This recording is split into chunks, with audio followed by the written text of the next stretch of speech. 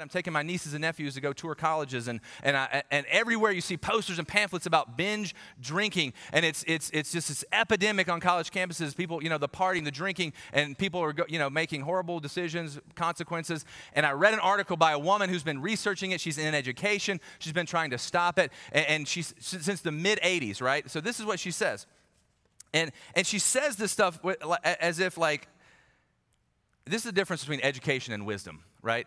Education is awesome, but just because you have an education doesn't mean you have street smarts. She said, we've been trying to fix this. We've put breathalyzers in the frat houses and the things, and it only made it worse because the kids were like, this is a competition. I can blow, you can blow higher than you.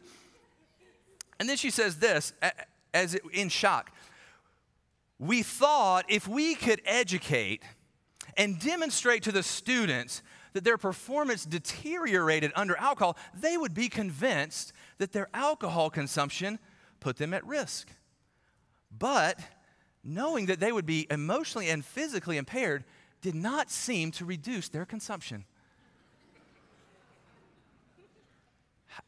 I mean, she's been working on this since the 80s.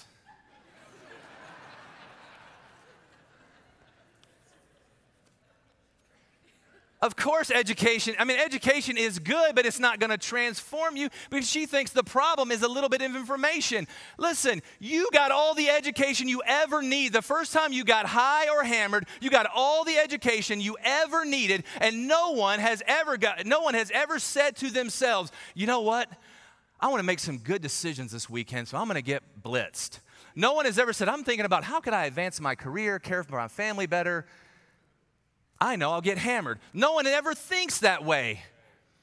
It's not education that is going to fix it because the problem is not information. The problem is the nature of every single human heart, mine and yours, that is committed to doing and having whatever it wants, even in the face of massive self-destruction. It is the picture that we will be our own gods no matter what comes. I don't care, God, what you do. I don't care what the consequences are.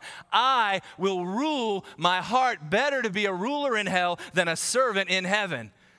That is the commitment of every single human heart. That is the addiction of every single human heart. We're addicted to something. You're addicted to your success, to your money, to your kids, to your career. You're addicted to your athletic prowess. You're addicted to how people look at you and how they think of you. You're addicted to your beauty. Every human heart has an unlimited capacity. John Calvin said the human heart is an idol factory, just pumping it out one after the other. And so the answer to our addiction in the end is not education.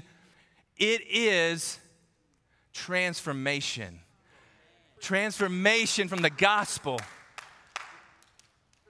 Transformation from the gospel of Jesus.